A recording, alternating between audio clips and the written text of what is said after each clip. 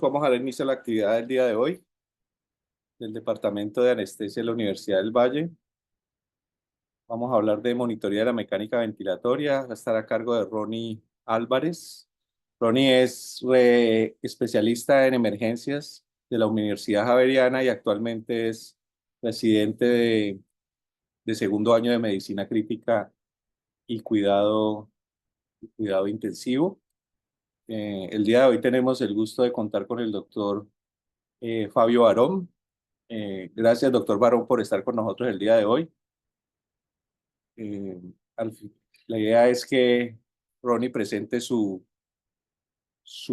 ponencia, su exposición, y al final hacemos los comentarios y, lógicamente, pues el doctor Barón nos acompañará en ese segmento. Entonces, nada, Ronnie, empecemos. Listo. Buenos días. Ya que me presenté el doctor Caballero, iniciamos con la presentación. La idea es hablar de monitoría de la ventilación mecánica.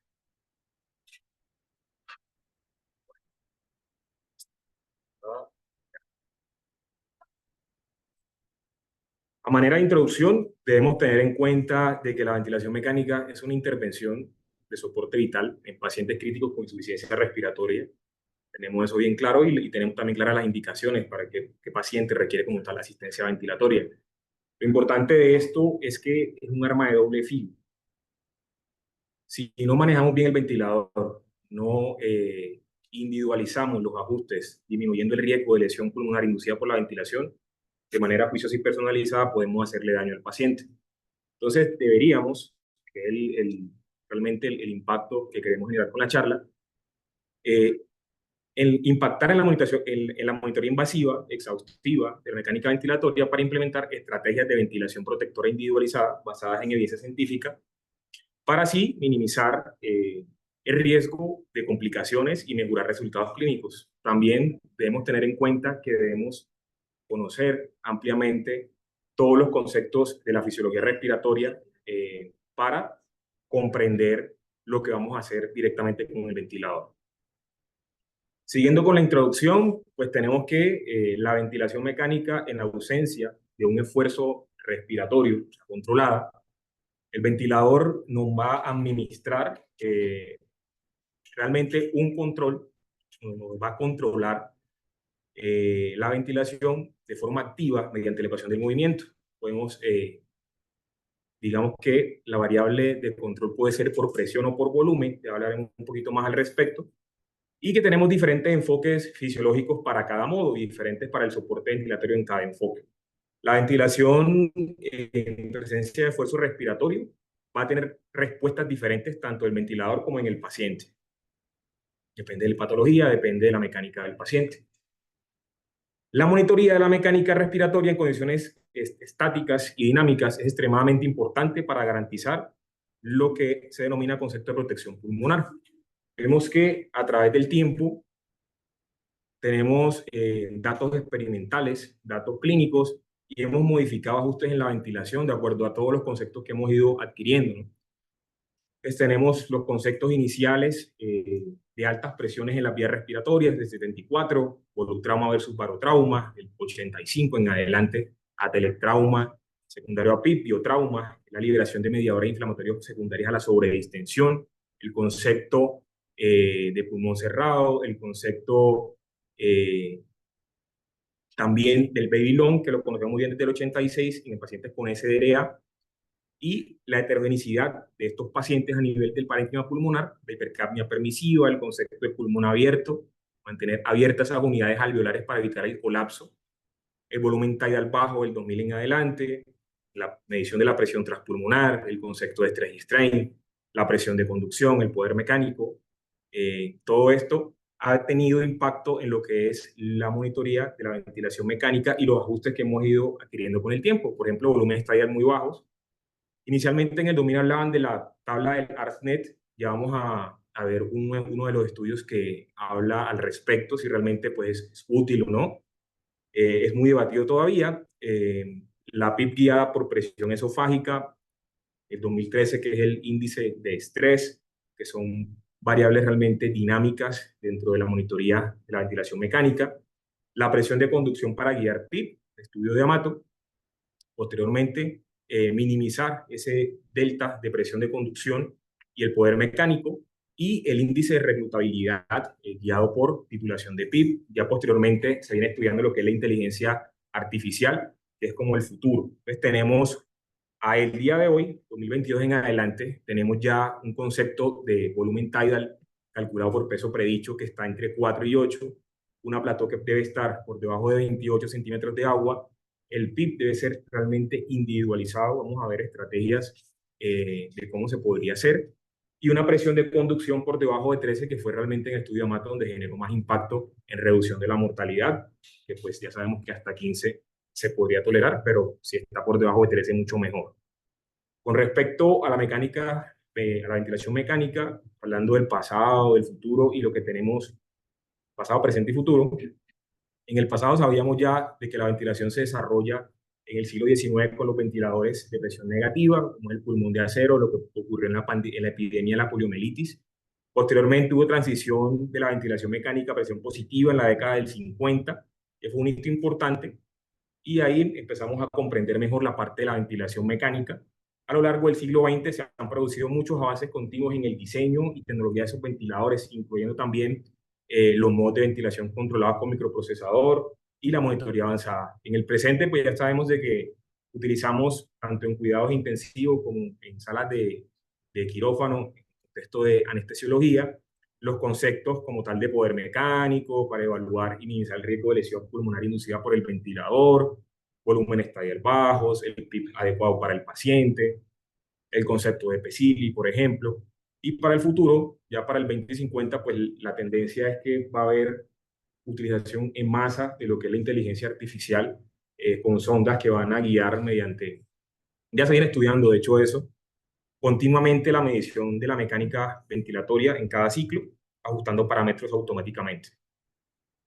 Entonces, lo que debemos tener en cuenta es, hablando de ventilación protectiva, es que no debemos tener el paciente hiperoxémico. La hiperoxemia genera incremento en la producción de radicales libres, una presión arterial de oxígeno objetivo entre 100 y 150 y un target de saturación de oxígeno entre 92 y 96. La protección pulmonar se basa en volumen tidal bajos, la plató por debajo de 28, presión de conducción por debajo de 15, sabiendo pues de que por debajo de 13 le va mucho mejor a los pacientes. Con respecto al PESILI, sabemos de que si tenemos un paciente con un drive respiratorio incrementado, vamos a incrementar la presión negativa a nivel del tórax, puede generar edema por presión negativa, puede generar más atelectrauma y generarle más complicaciones al paciente. Entonces, tener al paciente una sedación óptima para reducir todas estas complicaciones también relacionadas con el drive excesivo. Protección del diafragma, ya está muy claro de que la ventilación inadecuada genera miotrauma y debilidad diafragmática, además de una sobresedación, y pues también proteger ese ventrículo derecho, dado pues si tenemos el paciente con una sobredistensión le vamos a generar impacto en esa poscarga del ventrículo derecho, y eso pues se ha evidenciado en múltiples estudios a nivel ecográfico. Entonces, ¿qué es un modo de ventilación mecánica? Básicamente vamos a definirlo como un patrón predeterminado para interacción paciente-ventilador y tenemos tres componentes básicos. Variable de control, si es presión o volumen, secuencia de la respiración, si el paciente va a ser controlado completamente, va a ser asistido, y el esquema objetivo que depende del modo ventilatorio, del ventilador mecánico, perdón. Vamos a hablar entonces básicamente y rápidamente de lo que es las variables de control primario por presión y por volumen. Si tenemos un paciente con una ventilación mecánica controlada, entonces el ventilador en fase activa durante la fase inspiratoria debería controlar uno de los componentes de la ecuación del movimiento, ¿cierto? Entonces ya sabemos que esa presión total de la vía aérea en función del tiempo tiene que vencer, está incluido en esto las propiedades intrínsecas del sistema respiratorio. Entonces tenemos unas propiedades elásticas y unas propiedades resistivas que hacen parte de la ecuación del movimiento.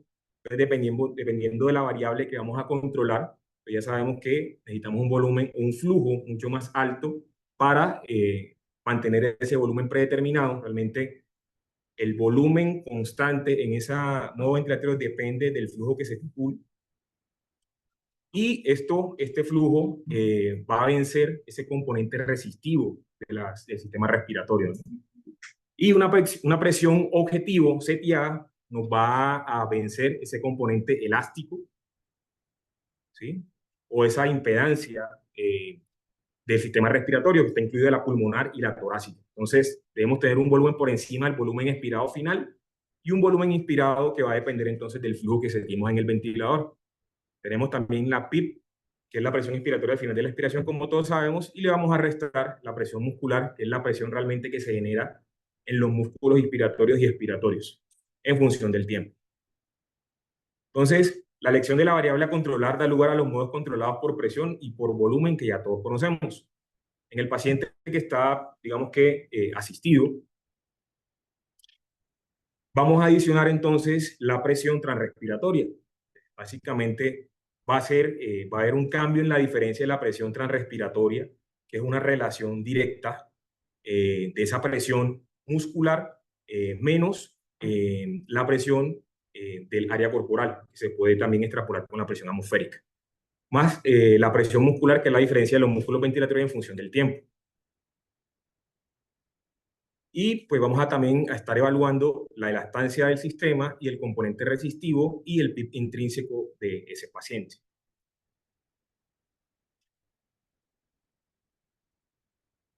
Entonces, lo que vamos a hacer, ya estamos hablando de que generamos una presión positiva durante la ventilación mecánica y eso nos va a suplir la fase activa del ciclo respiratorio. Vamos a generar unas fuerzas que se oponen, vamos a contrarrestar las fuerzas que se oponen al inflado pulmonar.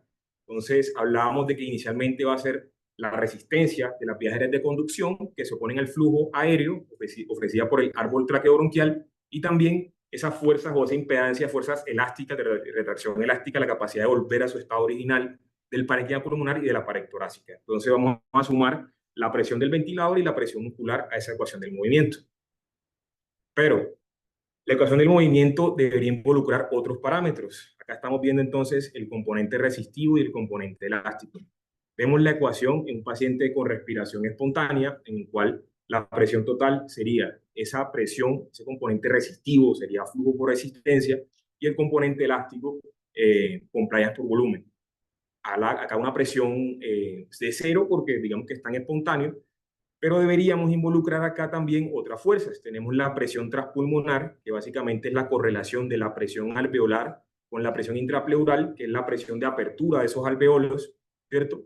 Y de la impedancia torácica, con la presión como tal transtorácica. Entonces deberían estar involucradas en esta fórmula y con esto vamos a medir realmente la presión total de ese sistema respiratorio. Acá tenemos flujo por resistencia, más volumen por la elastancia pulmonar, más volumen por la elastancia torácica, más la presión, que en este caso si está ventilado el paciente, es la que tenga el paciente la PIB total. Dentro de los gradientes de presiones tenemos la presión transpulmonar, como le vamos mencionando, que realmente determina el volumen y la distensión alveolar. Entonces, vamos a relacionar la presión alveolar menos la presión pleural. El gradiente, entre mayor sea la presión transpulmonar, va a incrementar ese volumen, va a incrementar la apertura de esos alveolos y podríamos extrapolarlos en la cabecera del paciente hablando de la presión de conducción. La presión transtorácica va a determinar ese retroceso elástico como tal del tórax y a medida que esté más incrementado nos va a reducir ese retorno venoso también. Entonces, aquí vamos a involucrar la presión intrapleural y acá la presión, hablando de superficie corporal. Entonces, ese gradiente que está incrementado, hablando de la presión transtorácica, nos va a aumentar el retroceso de ese tórax. Entonces, nos incrementa la impedancia del sistema. La presión transrespiratoria básicamente nos va a determinar la entrada de aire, la apertura del tórax para favorecer la entrada de ese volumen tidal. Entonces, tenemos acá que vamos a involucrar la presión alveolar. Vamos a involucrar entonces la presión de superficie corporal menos la presión alveolar. Entonces, ese gradiente que esté involucrado, incrementado, nos va a generar mucha más entrada de aire. Pues,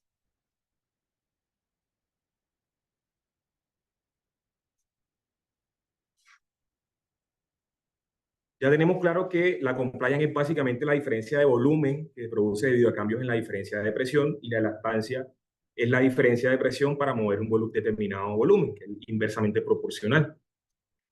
Entonces, con respecto a los modos ventilatorios, si es controlado por presión, titulamos una presión objetivo de las vías respiratorias, y va a haber una rampa lineal, vamos a observar acá, ajustables hacia la presión inspiratoria del paciente, pero vamos a ver entonces que el flujo inspiratorio dado por la válvula inspiratoria va a ser proporcional a la diferencia absoluta de presiones con respecto a la presión establecida. Tenemos un paciente acá con una compliance disminuida, ¿cierto? Acá está de 20. Entonces vemos que la rampa de entrega de flujo va a ser mucho menor, dado de que el pulmón es poco distensible. Que se necesita entonces acá el flujo siempre en un modo controlado por presión va a ser decreciente, porque se alcanza el pico máximo cuando se inicia con el inicio de la inspiración como tal. Vemos acá la diferencia. Vemos entonces que un paciente con una compliance que esté conservada, pues se mantiene una entrega adecuada de flujo en ese paciente.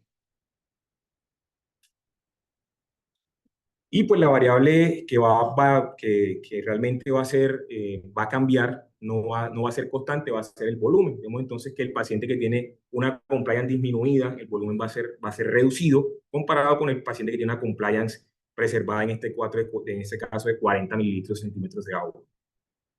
Con respecto a controlados por volumen, ya vamos a realmente un flujo que vamos a calcular durante la inspiración, y eso mantiene un volumen constante, un volumen objetivo como tal.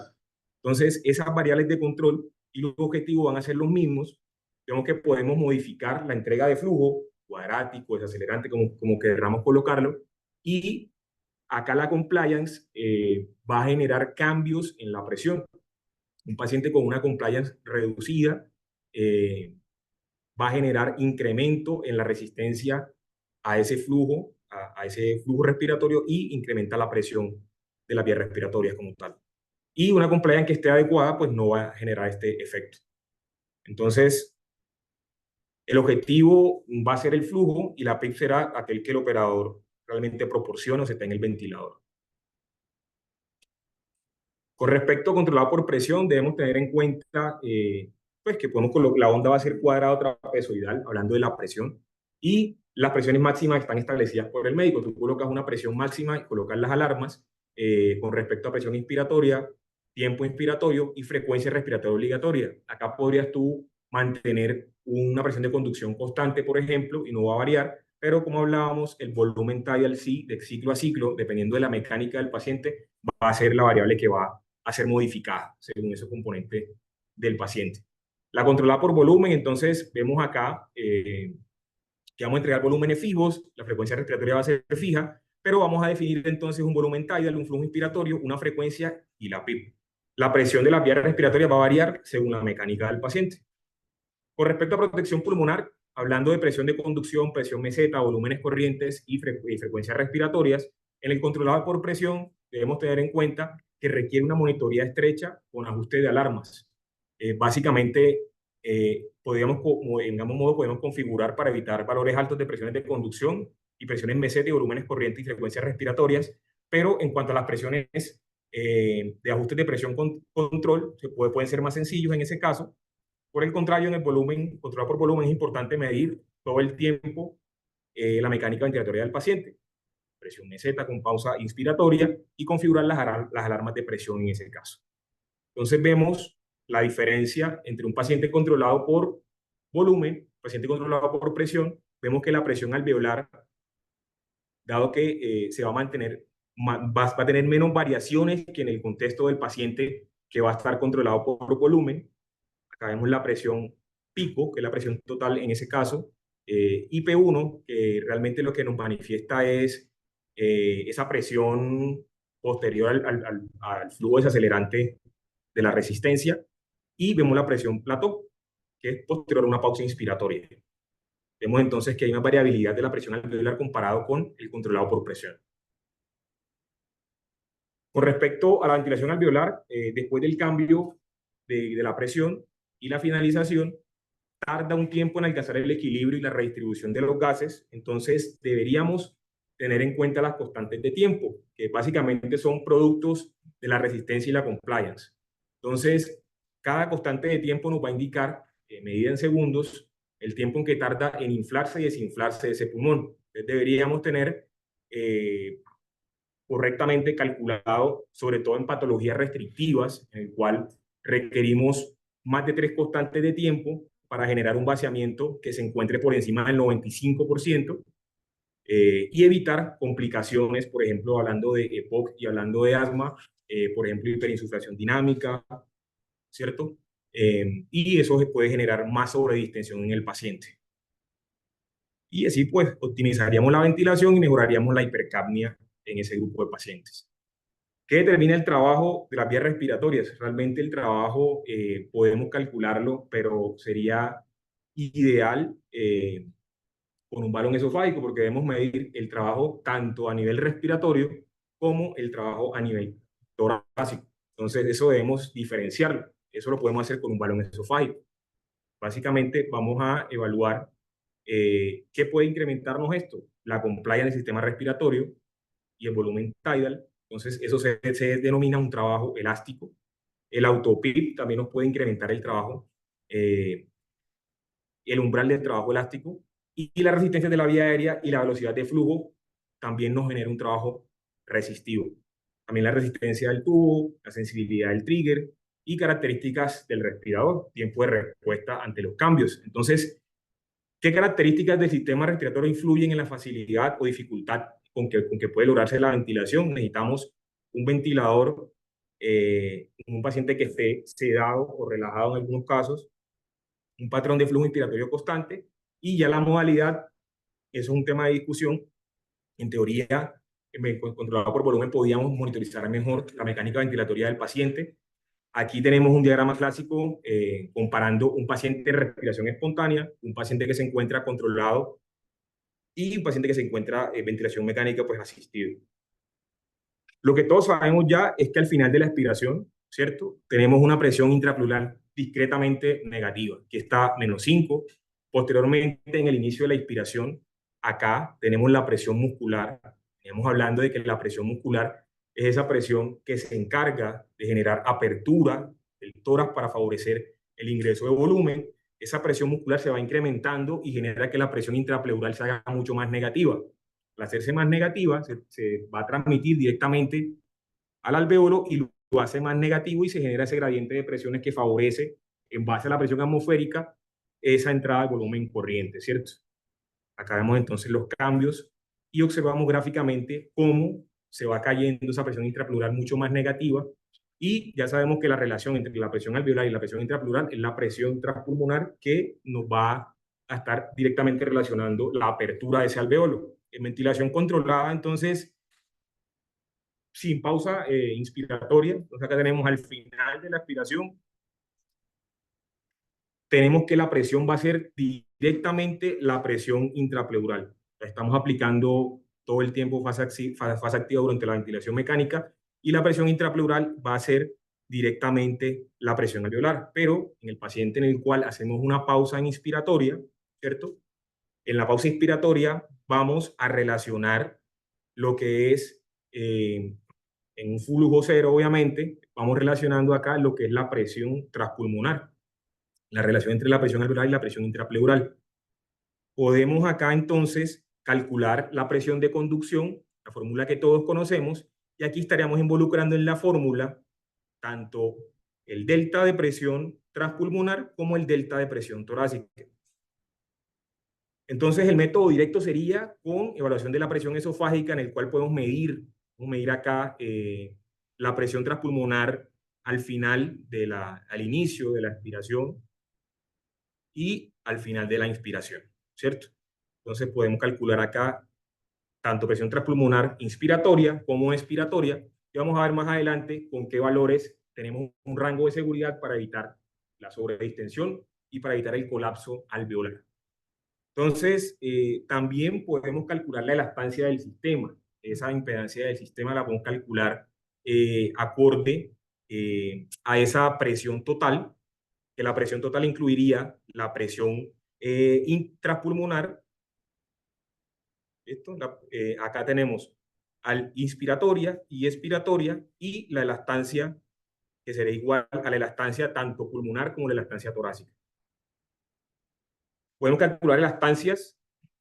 Acá tenemos la elastancia a nivel respiratorio, la elastancia pulmonar, la elastancia torácica y las resistencias. Acá tenemos los valores normales. Un paciente pues con elastancias muy incrementadas, calculadas por balón esofágico, haciendo pues énfasis en ese delta como tal, de presiones tanto a nivel transpulmonar como a nivel de la impedancia torácica. Podemos calcular elastancias que pueden estar entre 0,1 y, 0, y 3, que es lo máximo, y por encima de ese valor un paciente que tiene un pulmón bastante elástico con mucho mayor riesgo de sobredistensión. ¿Cómo clasificamos el monitoreo? Tenemos unas mediciones primarias y unas mediciones secundarias. Entonces, las primarias tenemos unas variables dinámicas, tenemos medición de presiones, la curva de presión-tiempo, flujo, curva de flujo-tiempo, volumen-tiempo. Y las secundarias tenemos unas constantes y unas estáticas, la elastancia, la compliance, los loops o el bucle de presión-volumen, por ejemplo, que nos sirve mucho para titular la PIP, resistencias, etc. Entonces, vamos a monitorizar estáticamente bajo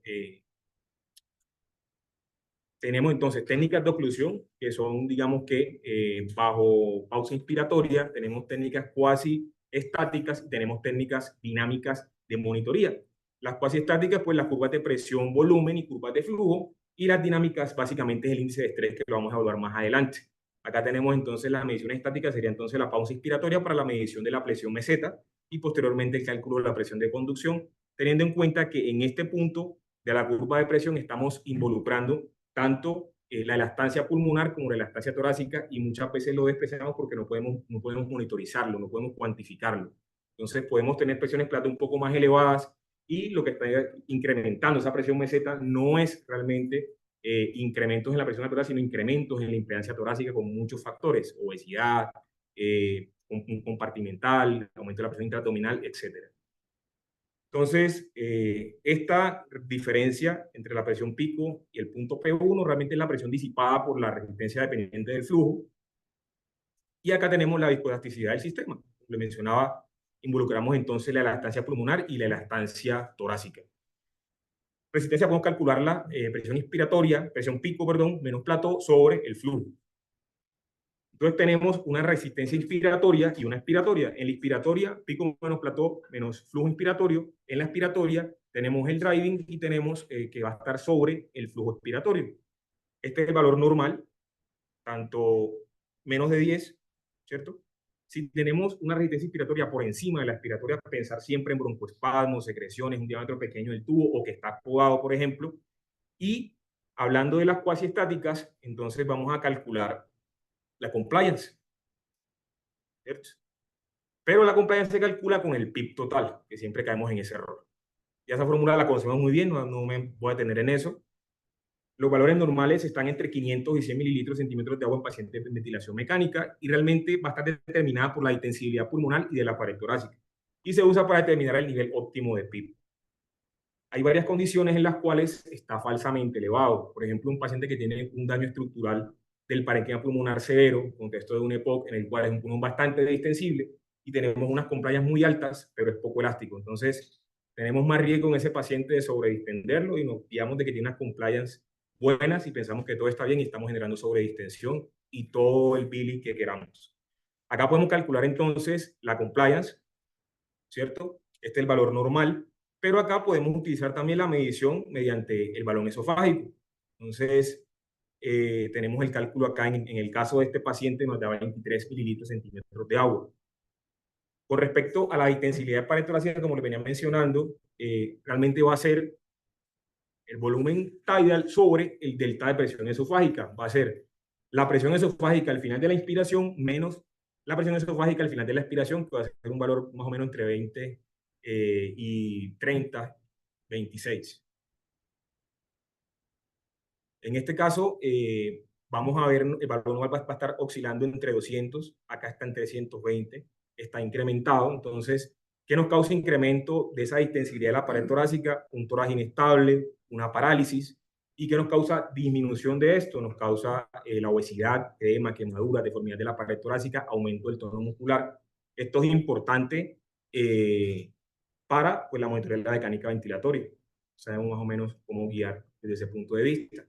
Y la extensibilidad pulmonar la podemos evaluar básicamente por el volumen tidal sobre el delta de presión transpulmonar. Entonces, vamos a evaluar presión transpulmonar inspiratoria menos presión transpulmonar expiratoria. ¿Cierto? Acá tenemos el valor normal, que está oscilando entre 200. Si está incrementado, pensar en enfisema. Si está reducido, pensar en SRA, edema pulmonar, consolidación, atelectasia, fibrosis pulmonar, intubación bronquial, sobredistensión, etc. La presión pico, que es la presión total de todo el sistema que veníamos mencionando, entonces va a estar determinada por el flujo, por el volumen y por toda la resistencia de ese sistema respiratorio. Y la plató pues se da en una pausa inspiratoria con un flujo cero. Vamos a equilibrar la presión a nivel alveolar después de la redistribución, más o menos entre 0.5 y 2 segundos va a ser la pausa, y vamos a calcular la compliance. Vamos a evaluar también ahí el componente de retroceso elástico tanto del tórax como del pulmón. Es una medición estática, realmente va a estar determinada por el volumen, la compliance o la estancia torácica y pulmonar y el PIB total del paciente. Aquí vemos cómo se ve en un ventilador la presión pico y el resto de variables que ya todos conocemos. Importante medir el autopip por lo que mencionábamos. El autopip pues en el contexto de un EPOC es distinto porque si no tenemos hiperinsuflación dinámica, el autopip deberíamos compensarlo para evitar el colapso dinámico del flujo expiratorio, y ese es otro tema. Con respecto a la medición del PIB, ¿cierto? Entonces, tener en cuenta, en este caso con una pausa inspiratoria, tenemos la curva de presión-tiempo. Ya sabemos acá que hay un componente por encima, que vamos a vencer el componente resistivo del sistema respiratorio, que es el componente elástico. Y esta diferencia, hay una fase inicial rápida que necesitamos para vencer la resistencia de las vías respiratorias, y la diferencia pico-plató, que el valor normal va a estar entre 5 y 7 por debajo de 10, y necesitamos como tal y también tenemos la fase de ascenso rápido y la fase de ascenso lento, la que necesitamos para vencerle la estancia de tanto pulmonar. Entonces, la diferencia plató-PIB, ese es el delta, el driving pressure, ya sabemos el valor normal también. Entonces, lo otro es, miremos estas gráficas en el paciente que está ventilado por volumen y controlado por presión. Entonces, vamos a observar si existe un incremento en la pico, pero en la plató no. Pensar siempre en incrementos de resistencia de la vía aérea, broncoespasmos, secreciones o obstrucción de la vía aérea. Si se aumenta la pico y la plató, hay reducción de la compliance pulmonar. Pensar siempre en neumotórax, atelectasia, autopip. Si hay disminución de la pico rápida, como acá, vamos a pensar siempre en fuga de aire, ¿cierto? Dentro de la secundaria ya mencionamos entonces la compliance y la elastancia, también el radio impreso y la presión de conducción. Dentro de los valores normales vemos que vamos a tener diferentes valores en el contexto de un pulmón que se encuentra normal, compliance estática de 50-70, en SDRA menos de 40, en EPOC por encima de 50, y valores de resistencia. La presión de conducción, pues ya este estudio lo hemos revisado mucho. Realmente ya sabemos que una presión de conducción por debajo de 13 le fue mejor a los pacientes, hubo menor mortalidad. Podemos realizar medición de la mecánica pulmonar en presión control. Realmente tenemos la falsa creencia de que la presión pico, uno calcula, la presión programada total, está cercana a la presión alveolar, pero no es así. Depende mucho de las características del sistema respiratorio del paciente. Entonces tenemos acá dos pacientes, un paciente A y un paciente B. Entonces vemos acá el paciente A, ¿cierto? El paciente A tiene una baja resistencia al flujo, como vemos acá en la gráfica, y durante el ciclo respiratorio normal, el pico coincide con la plató, es lo que vemos acá. Y el paciente B, debido a una carga resistiva incrementada, el flujo no alcanza el valor de 0 y la plató se va a revelar después de la pausa inspiratoria, la plató real. Entonces, deberíamos en esos pacientes controlados por presión siempre hacer una pausa inspiratoria y no guiarnos de que directamente la presión total inspiratoria va a estar cercana a la presión alveolar, porque eso no es cierto. En un paciente en ventilación espontánea habían definido calcular, hacer pausa inspiratoria y calcular presión meseta. Realmente, si observamos estas gráficas midiendo presión esofágica, hay 3 grupos de pacientes en los cuales se dan en el panel A una presión inspiratoria de 20, acá de 30. Vemos acá en el panel B hay un esfuerzo inspiratorio y se falsea esa presión meseta. Vemos acá el paciente en el panel A que tiene menos presión, pero hace mucho más esfuerzo, cómo se hace más negativa esa presión pleural, vemos la presión esofágica acá, ¿cierto? Y eso incrementa la presión de conducción, ¿cierto? Y en el panel C, con presión de 30 también, con un esfuerzo inspiratorio importante, pues se mantiene una presión meseta constante. Entonces podríamos decir, relacionando esfuerzo y presión plató, que con menor soporte de presión y mayor esfuerzo, la plató va a ser similar, hablando del panel A versus el panel B. El mismo soporte de presión más mayor esfuerzo, mayor presión plató, que es el panel versus el panel C. Entonces, la presión plató puede indicar mayor esfuerzo del paciente, mas no nos va a decir directamente si estamos generando una sobredistensión pulmonar en el paciente espontáneo. Si no tenemos medición de presión esofágica y no vemos esta gráfica, no sería fiable estar midiendo pausas inspiratorias en el paciente que está en ventilación espontánea. Ese es el resumen. Índice de estrés es un valor derivado realmente de la curva de presión en la vía respiratoria frente al tiempo durante el flujo inspiratorio constante, y vamos a suponer de que esa resistencia constante durante la inspiración, la pendiente que vemos acá en la curva de presión tiempo, ¿cierto? Nos va a generar o nos va a identificar esos cambios dinámicos en la compliance pulmonar. Vemos acá la fórmula. Los estudios indicaron que un índice de estrés entre 0,9 y 1,1 presentaron niveles de biomarcadores inflamatorios similares a los observados en pulmones no ventilados, y se calculó de que un índice de estrés por debajo de 1, hablando de concavidad, hay ventiladores que hacen el cálculo automáticamente, es un pulmón, no es que esté reclutado, sino que podríamos ajustar los parámetros para mejorar el reclutamiento si lo necesitamos, ¿cierto? Si está lineal, digamos que está óptimo, y si está por encima de 1, estamos hablando de sobredistensión. Hay pérdida de la compliance en ese caso. Entonces, lo que vemos acá es lo mismo. Utilizamos entonces evaluar la forma de la curva de presión-tiempo durante la ventilación control y un aumento lineal de la presión, como vemos en esas gráficas que están en la pantalla, sugiere un reclutamiento alveolar adecuado sin sobredistensión, hablando del índice de 1. Si está por encima de 1, es sobredistensión, y lo que se recomendaría sería reducir la PIP, el volumen tidal o ambos, para optimizar y reducir el riesgo de sobredistensión. Este estudio básicamente era mirar, porque hay un ventilador que muchos ventiladores lo hacen automáticamente, mirar si la inspección visual de ese índice de estrés, midiendo ahí con una reglita, tenía una correlación directa con los valores automatizados, ¿cierto? Entonces se visualizaron 200 curvas de presión-tiempo y 2 médicos lo visualizaron visualmente, como se ve en la pantalla, y calcularon el índice de estrés de esos 200 pacientes.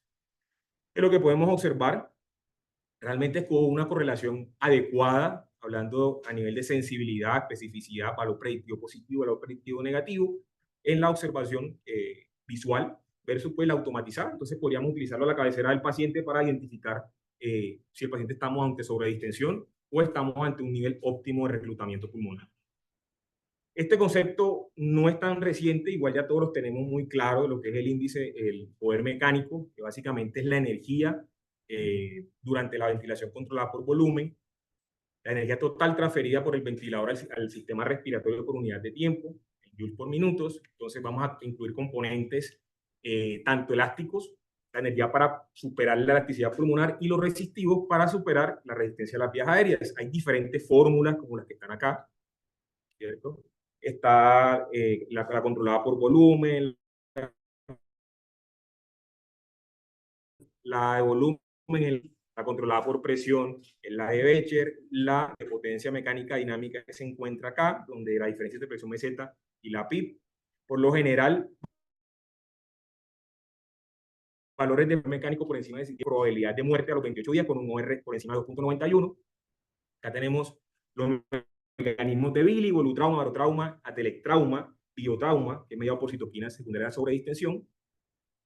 Y tener en cuenta lo siguiente, hay limitaciones en la fórmula. Si tenemos la fórmula de Gattinoni, necesitamos medir la resistencia de las vías aéreas, lo que no puede ser fácil en la práctica clínica rutinaria.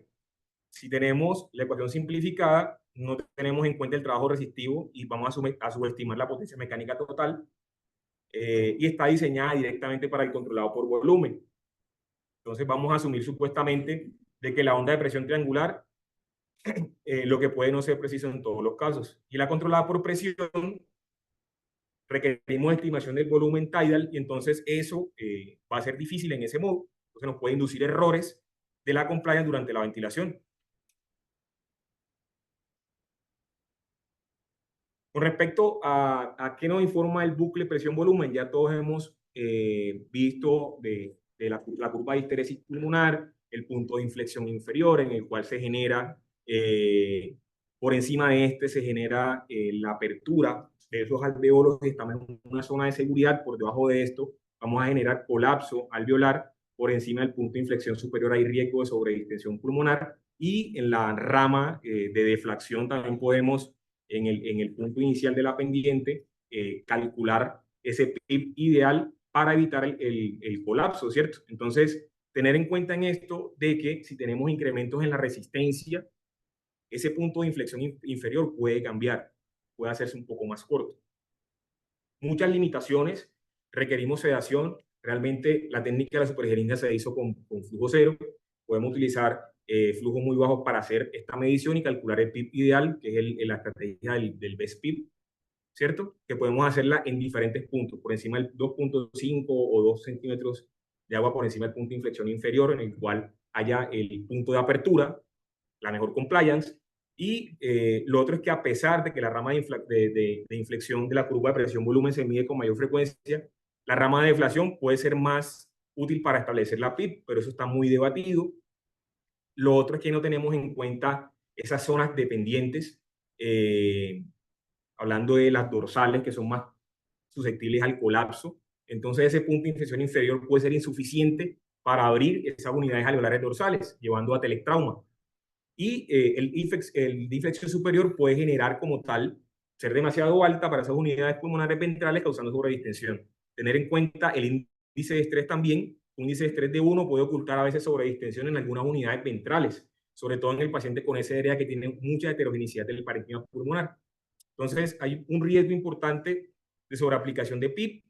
El índice de estrés puede llevar a aplicar una PIB mucho más excesiva en algunos casos, y se han hecho estudios, por ejemplo, como este, en el cual evaluaron la heterogeneidad de pulmonar mediada por tomografía de impedancia pulmonar en pacientes en ventilación mecánica.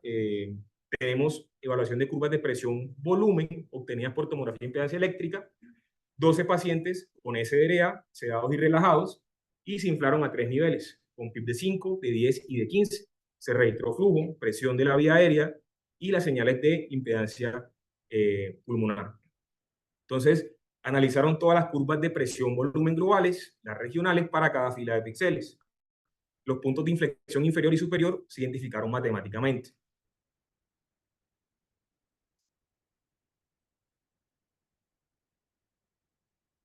Acá tenemos las características de todos los pacientes, la etiología de que los llevó pues a la falla ventilatoria, en lo que se estaba manejando.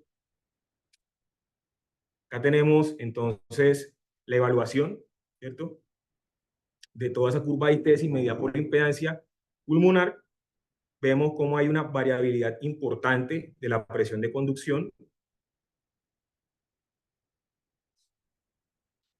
Acá observamos entonces que hay una diferencia significativa. Tenemos los pacientes en los cuales el punto de inflexión inferior regional máximo fue mayor que el punto de inflexión inferior global. Esto indica que se necesitaba una presión más alta para abrir todas las regiones pulmonares. Entonces, podíamos evaluar según esta gráfica de que hay una diferencia significativa entre el punto de inflexión inferior máximo y el global en todas esas mediciones, y fue mayor que el correspondiente. Esos puntos de inflexión regionales obtenidos mediante impedancia muestran una alta variabilidad que refleja heterogeneidad pulmonar en las curvas de presión volumen regionales y podían transmitir realmente información más sensible a la mecánica pulmonar. Realmente podríamos estar a veces sobreteniendo los pacientes. Balón esofágico, indicaciones, pacientes con SDRA para optimizar el PIB, evitar colapso alveolar y sobredistensión, pacientes con mecánica respiratoria alterada, obesidad, distensión abdominal, inflamaciones de la pared torácica y para ventilación general protectiva, reducir el riesgo de Billy. Investigación, realmente hay muchos estudios al respecto. La idea es estudiar la mecánica pulmonar y evaluar nuevas técnicas de ventilación guiadas por presión transpulmonar, contraindicaciones absolutas, perforación esofágica, varices esofágicas sangrantes, cirugía esofágica reciente y relativas trastornos de la mortalidad esofágica, riesgo de aspiración, coagulopatía severa.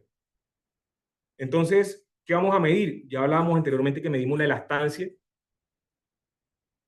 Vamos a medir también la partición con presión esofágica, la presión realmente diferencia entre la presión inspiratoria final y la aspiratoria final, es el delta de presión transpulmonar y el impacto también en todo ese trabajo respiratorio, tanto pulmonar como torácico. Digamos que clasificar ese trabajo elástico pulmonar del trabajo elástico torácico, y esto lo hemos mencionado anteriormente en la charla. Acá tenemos dos pacientes en los cuales hablamos presión transpulmonar controlada por volumen, pausa inspiratoria. Tenemos una presión plato de 27, tenemos una presión esofágica inspiratoria de 6. Entonces acá hacemos el cálculo de la presión transpulmonar en inspiración y en expiración. Ya vamos a hablar de los valores normales, ¿cierto? Acá podemos calcular con esta fórmula la elastancia total del sistema. Hay unos pasos sugeridos para titular PIB en el contexto de SDRA.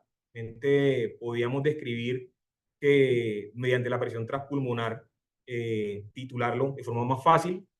Acá tenemos estudios experimentales que han dilucidado estudios con perros, 6 perros con SDRA inducido, en los cuales evaluaron la presión transpulmonar directa sobre la pleura y validándola con la presión esofágica, y vemos que tiene una correlación directa buena, y las variaciones de la presión pleural y esofágica se correlacionaron adecuadamente. Entonces, si está bien ubicado en el tercio distal del esófago, puede estar dando unos valores exactos. Acá tenemos otro estudio observacional prospectivo, unidades de cuidados intensivos a nivel de Israel, 60 pacientes con SDRA, colocaron catéter esofágico y lo que hacían era medir la presión de la vía esofágica y gástrica registrada al final de la exhalación y al final de la inflación.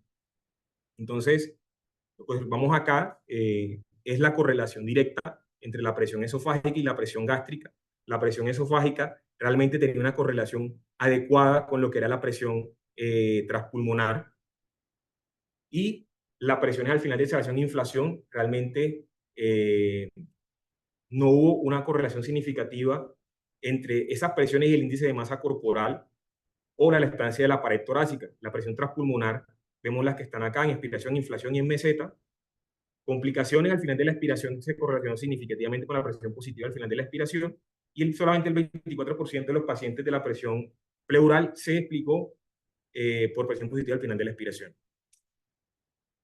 Con respecto a los valores normales, entonces tenemos acá en este estudio, medían presión transpulmonar, presión en la vía aérea, ¿cierto? Acá hablando de la presión de conducción, presión meseta, perdón, por debajo de 30, era este punto aquí, y la presión transpulmonar. La presión transpulmonar, hablando, los punticos negros era fin de la aspiración, los punticos blancos fin de la expiración. Estos punticos negros, si tenemos una presión transpulmonar negativa por debajo de 0, hablando del fin de la aspiración, estamos tendiendo al colapso alveolar.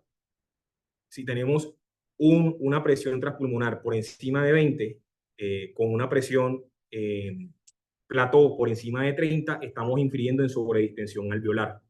El punto seguro sería el paciente que se encuentre con una presión transpulmonar, por ejemplo, por debajo de 20, hablando de la inspiratoria, y que se encuentre de 0 a 10, acá, hablando de la expiratoria, para evitar el colapso alveolar.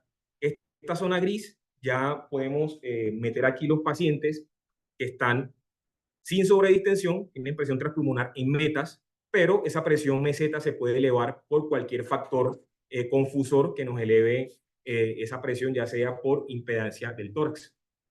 Acá tenemos pacientes, entonces los niveles serían presión intrapulmonar inspiratoria, menos de 20 para prevenir sobredistensión y expiratoria 0 a 10 para prevenir colapso. En teoría tenerlo un poquito más positivo para evitar el colapso y el atelectrauma y por debajo de 20 para prevenir sobredistensión. Acá, realmente para resumir el estudio, 20 pacientes con SDRA, entonces 3 estrategias. La tabla de PIP del ARSNet, que ya todos las conocemos, el PIP Express, que es su maniobra de reclutamiento alveolar, y el otro es el Best PIP, que es básicamente con ese bucle de presión-tiempo, la curva de histeresis, en cualquiera de los puntos que mencionamos, calcular el PIP ideal o el punto de apertura. Aquí vemos entonces el ARSNet con respecto a presión transpulmonar, vemos que inferiría en mucho más riesgo de colapso o atelectrauma comparado con las otras dos estrategias, con el Best PIP y el PIP Express, pero de los tres, el PIP Express generaba más sobredistensión. El más seguro de los tres era el cálculo del el PIP ideal medido por curva de histeresis en este estudio. Midiéndolo pues por presión transpulmonar, vemos que hubo menos sobredistensión y hubo menos colapso alveolar. Entonces, los resultados, básicamente, la estrategia de Best PIP o Best Compliance mejoró la oxigenación sin sobredistensión, con leve riesgo en el colapso, hablando de presión transpulmonar. En la evidencia disponible tenemos muchos estudios, un resumen de ensayos clínicos controlados y un observacional, en el cual la medición de la presión transpulmonar para tenerlo en metas de 0 a 10, hasta de 25, previno el ECMO, acá no hubo diferencia, mejoró la oxigenación, acá mejoró la oxigenación y la compliance estática. ¿Qué pros y contras tiene según este estudio que es reciente? Ventajas: el uso de PES como sustituto de presión transpulmonar, de la presión pleural, perdón, estima de forma pragmática la presión transpulmonar en la cabecera del paciente. La desventaja es que esa presión pleural real, en casos de peso mediastínico relevante o pulmones lesionados, va a ser difícil de evaluar clínicamente. El uso del volumen del inflado del globo también puede generar posible sobredistensión o subestimación de esa presión pleural para calcular esa presión transpulmonar. Y también la posición requiere ajustes en pacientes con estaturas extremas o variantes anatómicas, y hay mucho riesgo de colocación accidental en la vida aérea también. Con respecto a ecografía en la cabecera del paciente, tenemos múltiples estrategias. Por ejemplo, con el ecógrafo podemos evaluar reclutamiento pulmonar, básicamente para mirar la apertura de ese pulmón, viendo los patrones ya sea de líneas A, de líneas B o de consolidación. Ya vamos a hablar de eso. Optimizar la PIP. Lo otro es identificar la PIP ideal también, la función cardíaca, mirar si existe signos de sobredistensión o disfunción del ventrículo derecho para identificar los signos de disfunción, dilatación, un componente paradójico, interdependencia, etcétera. Y evaluar la función diafragmática. Podemos también evaluar los pacientes que están generando miotrauma secundario a la ventilación inadecuada.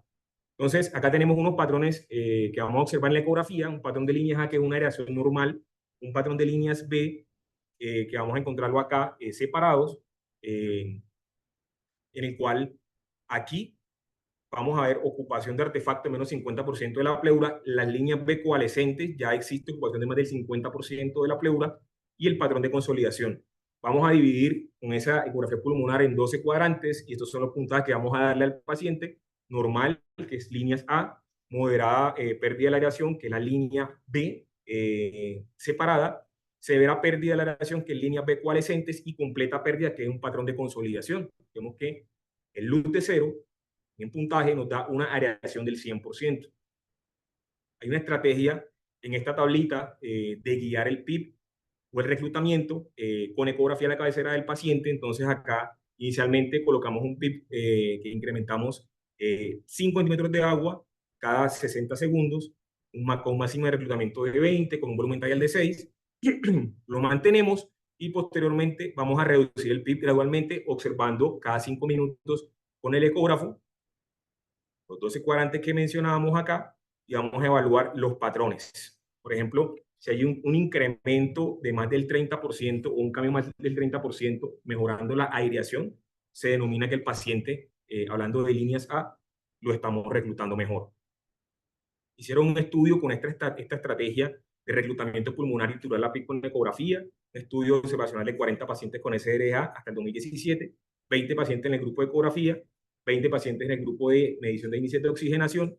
La mejor PIP se eligió tanto por el algoritmo que le mencioné anteriormente versus la oxigenación, ya sea por medición de otras constantes o terapia estándar, pico, plató, compliance dinámica, y el punto máximo se mantuvo durante 15 minutos. Acá tenemos entonces el punto, los pacientes que se colocaron en el grupo de oxigenación, los de grupo de ecografía, las características de los pacientes, el score es el mismo que mencionábamos anteriormente.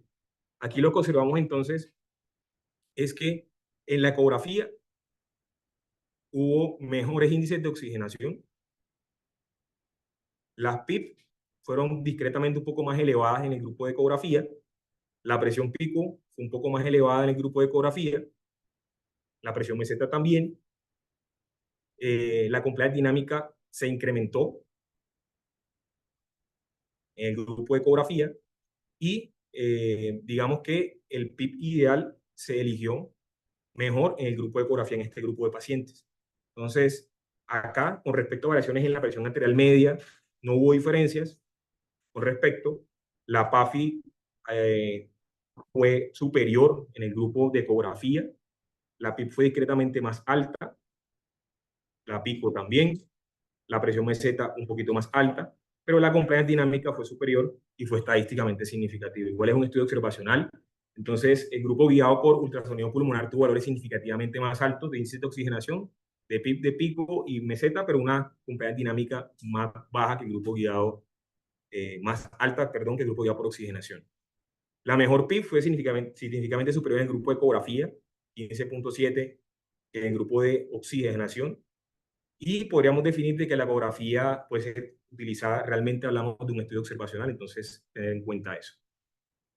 Tomografía por impedancia eléctrica pulmonar, básicamente vamos a utilizar ese componente del cuerpo humano de transmisibilidad de conducción eléctrica, pero acá vamos a evaluar la impedancia a esa corriente eléctrica. Entonces colocamos unos electrodos múltiples, son 32 en total en todo el tórax, vamos a colocar una corriente de baja energía y vamos a medir la resistencia al flujo. La impedancia del pulmón es mayor al resto de los órganos del cuerpo o de zonas del cuerpo y vamos a evaluar la ventilación. Digamos que la ventilación, el incremento en la ventilación durante la fase inspiratoria nos genera mucha mayor impedancia, hasta 25 ohmios comparado con la expiración, que son 12.5. Entonces vamos a evaluar relación ventilación-impedancia. Acá vamos a ver, por ejemplo, la ventilación y acá la perfusión, que podemos utilizarla o podemos hacerlo con administración de solución salina hipertónica en esos pacientes durante una pausa inspiratoria. Entonces, acá lo que vamos a medir con estos 32 electrodos, van a haber 208 perfiles de voltaje, se evalúa la impedancia pulmonar, esa impedancia va a estar dependiendo básicamente de la longitud del tejido pulmonar, que va a ser distinto en inspiración y expiración, y el área interalveolar. Va a ser muy equivalente a la ley de Ohm. Entonces, se va a mover continuamente la corriente de energía, va a haber transmisión y recepción, y eso nos va a ir mostrando en tiempo real la distribución de la ventilación. Acá vemos un paciente con SRA y vemos las áreas de colapso pulmonar. Bueno, entonces, ¿qué podemos hacer acá? Podemos identificar distribución regional de la ventilación, detección temprana de complicaciones pulmonares, optimizar la ventilación mecánica, ajustar el PIB, ajustar el volumen tidal, evaluar también la respuesta a maniobras de ventilación mecánica, los beneficios, atención personalizada, reducción de riesgo de complicaciones y mejorar resultados clínicos. Acá tenemos una tabla.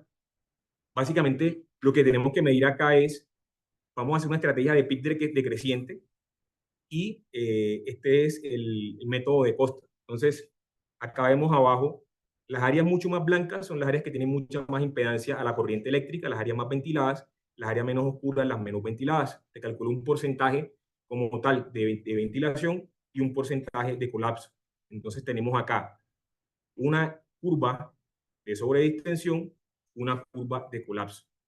La PIB ideal es la que entrecruza esa línea o esa curva de colapso con sobredistensión con la mejor compliance. En este caso sería 10 centímetros de agua. Entonces, podemos utilizarla de esa forma. Ya les mostraré cómo se ve en la pantalla. Este estudio lo publicaron acá en el hospital, el doctor Caballero, en pandemia. Básicamente evaluaron las ventajas de la ecografía en el paciente con SRA por SARS-CoV-2, las ventajas y desventajas de su uso.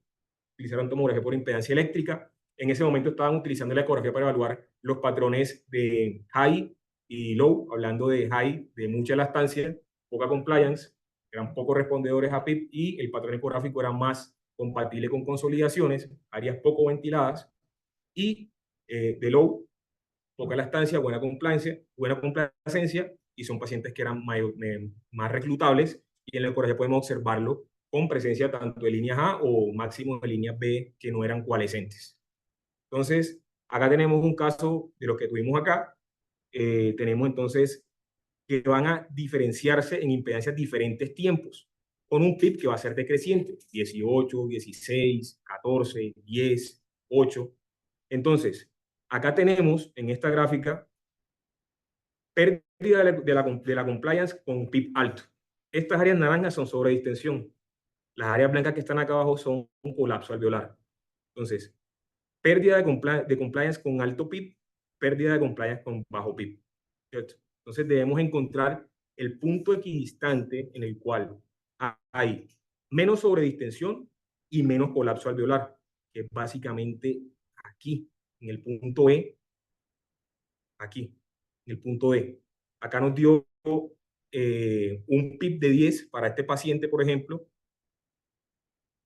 y era un paciente que tenía un patrón de consolidación. En ese momento pues se determinó que era un fenotipo high, y se ajustaron las estrategias ventilatorias bajo ese concepto, evitando la sobredistensión pulmonar. Evidencia disponible, realmente son estudios prospectivos, retrospectivos, reporte de casos. Solamente hay un estudio de los que se han publicado reciente con 42 pacientes randomizados controlados, en el cual se utilizó el BESPIP, la estrategia de BESPIP, utilizando también el método de impedancia pulmonar versus solamente medición de la curva de histeresis pulmonar y calcular el PIB ideal.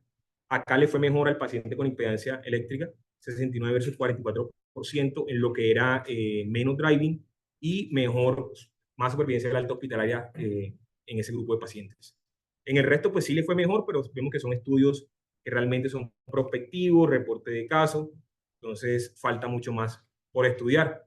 Este sería un enfoque diafragmático para evaluar la pregunta si necesitamos impedancia eléctrica pulmonar.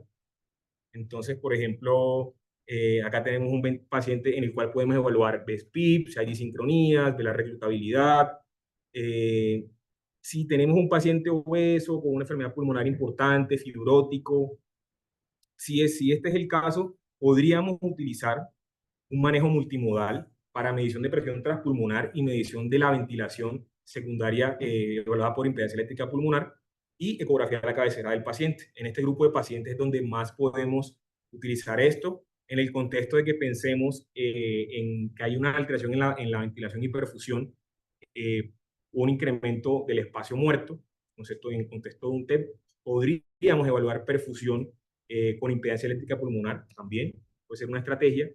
Traje este metaanálisis que es reciente, que realmente evalúa todo el impacto de las técnicas que hemos hablado, hablando de TAC para evaluar la ventilación, ecografía de la cabecera del paciente, impedancia eléctrica pulmonar, presión transpulmonar, presión de conducción y poder mecánico, y el ausponer a mortalidad de ventilación y mejoría de la oxigenación.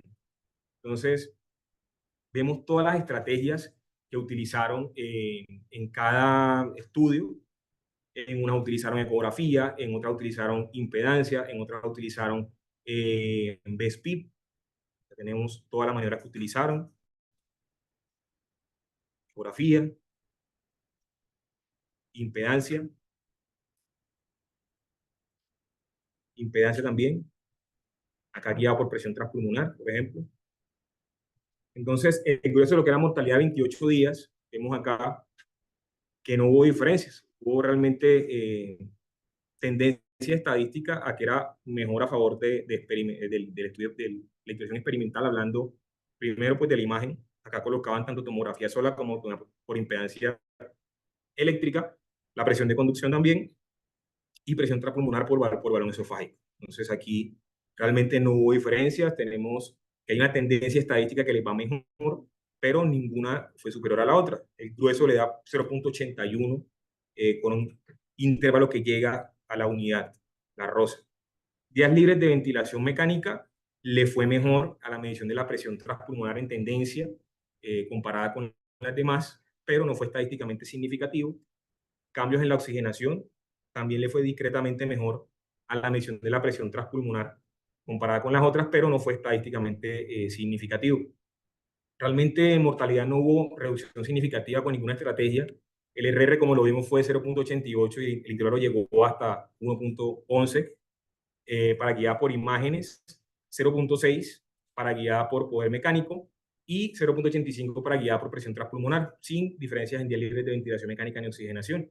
Realmente la ventilación personalizada en SRA, ninguna de las estrategias mostró superioridad y necesitamos más investigación. Sin embargo, pues son complementarias todas. Esto lo hemos mencionado, realmente la ventilación mecánica, si tenemos sobredistensión, si tenemos de reclutamiento en el contexto de un paciente que esté con SRA, con baby long, y generemos BILI, podemos generar también disfunción diafragmática, miotrauma, también la excesiva sedación va a generar atrofia de ese diafragma y eso nos va a implicar también en más días de ventilación mecánica y difícil destete del mismo. Podemos resumir la charla en 8 pasos. Este artículo publicado en el 2021 hablaba de unos pasos personalizados para pacientes con SRA. Entonces, ajustar ventilación mecánica, hablando de lo que hablábamos al principio, ajustar todo lo que es personalizado a la ecuación del movimiento, el modelo clásico para vencer estas fuerzas que se oponen al paso del volumen, tener en cuenta el estrés y la velocidad de deformación. Realmente el estrés básicamente es toda la presión que vamos a, o la fuerza en unidad de área que se encuentra en ese alveolo, directamente con la presión transpulmonar. Y la deformación es un cambio relativo en longitud o volumen, que es la deformación de ese alveolo por sobredistensión. Vemos que cambios muy rápidos van a generarnos mayor tensión pulmonar, ¿cierto? Y áreas de fractura y lesión pulmonar mucho más rápido comparado con un paciente con una ventilación protectiva. El concepto de poder mecánico, ya sabemos la limitación de cada fórmula, tener en cuenta esto, reducir el volumen tidal ajustado para cada paciente, tener en cuenta la potencia mecánica, el poder mecánico, digamos que dentro de lo que más generan impacto en este, reducir la frecuencia, cambiar la frecuencia respiratoria dependiendo de la patología del paciente, dado que pues entre más frecuencia tengamos vamos a generar un estrés cíclico del parénquima pulmonar y debemos tener un enfoque individualizado a cada patología. Aumento gradual de las presiones de las vías aéreas, evaluar todas las maniobras disponibles para evitar el colapso y evitar la sobredistensión también. Y los cambios abruptos realmente pueden generar alto estrés, aumentando el riesgo de daño pulmonar. Disminución lenta de niveles de PIB. Tener en cuenta también que vamos a generar cambios hemodinámicos si tenemos sobredistensión, sobre todo en la precarga y postcarga del ventrículo izquierdo también, que puede generar también presión pulmonar y edema pulmonar asociado. Y suavizar la fase expiratoria, ventilación controlada por volumen, básicamente un volumen constante, lo que minimiza la energía disipada, mejorando la mecánica, disminuir la PIB intrínseca para promover una mejor exhalación, ajustar el volumen radial según la intensidad pulmonar también, y que esa ventilación sea controlada, adaptada a la mecánica de cada paciente, reduciendo así el daño secundario a la ventilación. Y eso sería todo.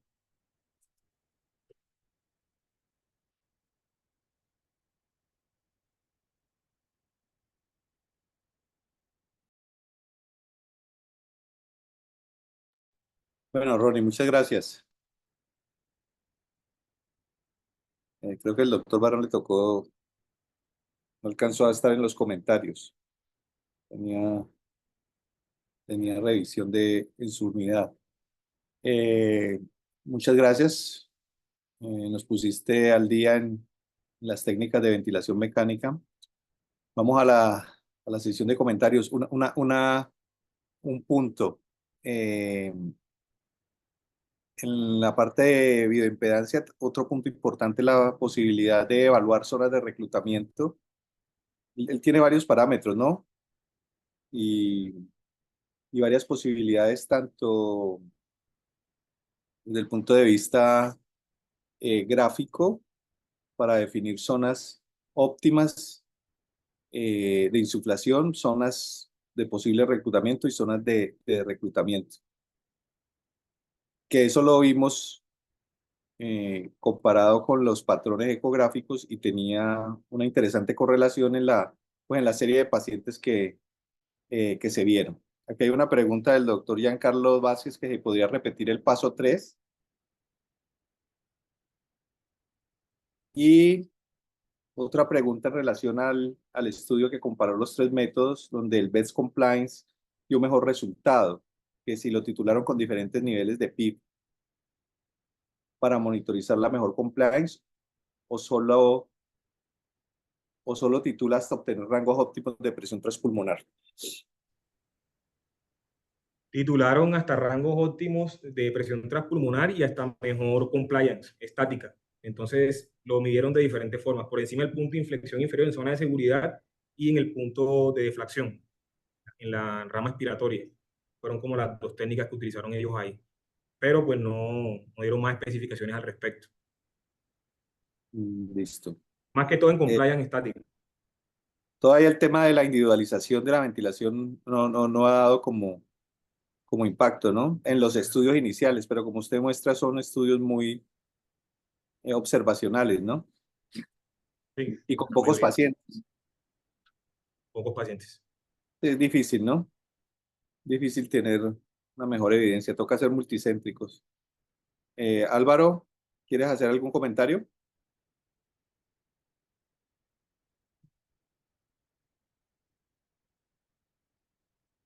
Doctor Orrego. Hola, buenos días. No, Fabri, me parece que la revisión ha sido completa y lo que tú decías, básicamente eso era lo que yo iba a aportar. La verdad, los estudios no ayudan a tomar decisiones con respecto a conductas generalizadas. Es mejor lo que al final se dice, es mejor individualizar cada caso y con cada caso definir la mejor política de ventilación y de evaluación de la mecánica ventilatoria. Sí, generalizar los pacientes definitivamente no, tampoco, ¿no? No. A veces Lo que uno, hablaban del punto 3, básicamente lo del poder mecánico y el factor tiempo, hay que tener en cuenta algo importante, es que esas fórmulas de poder mecánico no van a considerar la heterogenicidad del parénquima pulmonar. Hay unidades alveolares distintas con respecto a áreas de colapso ventral y dorsal que no están involucradas ahí, pero cambios rápidos en esos parámetros ventilatorios pueden incrementarnos ese estrés localizado y el daño en áreas que están poco ventiladas. Entonces, lo que hablábamos del concepto del estrés y el strain, esos cambios rápidos en los ajustes de los parámetros ventilatorios pueden generar mucha más lesión pulmonar inducida a la ventilación y sobredistensión en áreas que tienen mucha más rigidez, mucho más elásticas, que están más comprometidas. Entonces, tener en cuenta con el poder mecánico, primero, pues titular un volumen tidal objetivo, teniendo en cuenta las presiones y evitar frecuencias respiratorias muy elevadas, que también nos pueden elevar el poder mecánico, hablando pues de la fórmula en sí. Lo que queremos con ese poder mecánico es calcular la energía que le vamos a administrar al paciente en cada ciclo, teniendo en cuenta el componente elástico, componente resistivo y pues la PIC total del paciente. Y hablamos de cada fórmula, de las limitaciones que tienen. Entonces, básicamente eso. muy bien, Ronnie. No sé si hay algún comentario de los fellows, de los residentes de anestesia en el auditorio, o algún profesor que esté en el auditorio que quiera comentarnos algo. ¿No hay preguntas, Ronnie, en el auditorio? No sé, preguntas. ¿Comentarios? Que no, O sea, estuvo o muy buena o no se entendió nada, ¿ok? yo creo. No, estuvo muy bien, te felicito. Qué pesar que el doctor Barón se nos haya tenido que salir. Me hubiera gustado ver la experiencia de él con todas estas técnicas que afortunadamente las hemos tenido en el hospital. Desafortunadamente el impedanciómetro es para estudios e investigación y en este momento pues no hemos contado con él nuevamente, pero es una herramienta que nos ayudó bastante en el tema del COVID. Es más, nos ayudó también para definir si un Yo creo que, paciente era potencial reclutable o no, que no todos en prono, yo lo que podría decir, Doc, también, para bajo definir lo que leí de si toda se la ponía en revisión, prono o no. Eso también nos ayudó bastante.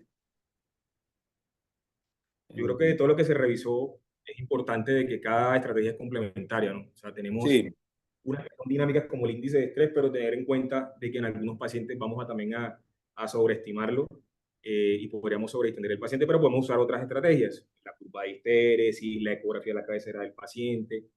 No tenemos en todos lados la medición de presión transpulmonar por balón esofágico, entonces eso va a ser mucho más difícil, pero en casos muy puntuales sería como de mucha ayuda hacerlo y mucho menos la tomografía por impedancia eléctrica pulmonar, pues ahí está más complejo aún, pero yo creo que podríamos guiar las estrategias secundarias. Yo, por lo menos lo que es el BESPID me parece ideal, guiarlo por curva de histéresis, el índice de estrés también, calcular el poder mecánico, lo que tenemos a la mano, y mirar con ecografía, aunque esa estrategia me parece muy engorrosa, de ver titular PIB con ecografía, porque va a ser muy operador dependiente. La que usted utilizaba acá era básicamente si el paciente era potencialmente reclutable o no, pero ellos en los estudios hacen es, suben el PIB calculando todo el luz score y ver si hay un cambio del 30% y ver qué zonas se incrementa la aireación, que están más cercanas a 0 puntos, o sea, que más cercano a las líneas A. Entonces, titular el PIB de esa forma, por lo general lo hacían no solo, sino junto a la impedancia eléctrica pulmonar. Entonces, es complicado. No hay algo estándar que nos diga que este es mejor que el otro. Creo que todas son complementarias y las que tengamos a la mano podemos utilizarlo. bueno, Ronnie, muchas gracias. Entonces, Fabri, dime. una cosita, es que cuando en pandemia tú hiciste el estudio de impedancia, mira los resultados que nos dieron y nos dieron una muy buena alternativa y una muy buena herramienta para hacer la evaluación. Se hicieron básicamente con los pacientes del grupo H del doctor Gattinoni, ¿cierto? Sí, sí, Pero pero podríamos implementar a ver cómo nos iría con aquellos pacientes cuya compliance no logramos como controlar. Y una cosa que tenemos como una herramienta muy poderosa y de lo cual tú eres el experto es en la ecografía. En la ecografía nos puede ayudar, o sea que nosotros en los casos difíciles que tengamos de SRA, que afortunadamente no son muchos, los podemos evaluar con impedancia, los podemos evaluar con ecografía en la cabecera del paciente y podemos tomar medidas y tomar conductas específicamente con él para poder tener mejores resultados.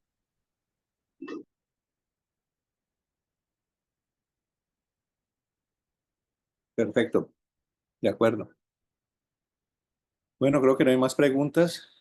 Damos por terminada la sesión del día de hoy. Nuevamente, muchas gracias, Ronnie, por esta puesta al día en el tema y los esperamos para la Gracias. siguiente semana. Estaremos enviando los links sobre los temas que vamos a tratar de cuidado intensivo y de anestesia y medicina perioperatoria. Muchas gracias.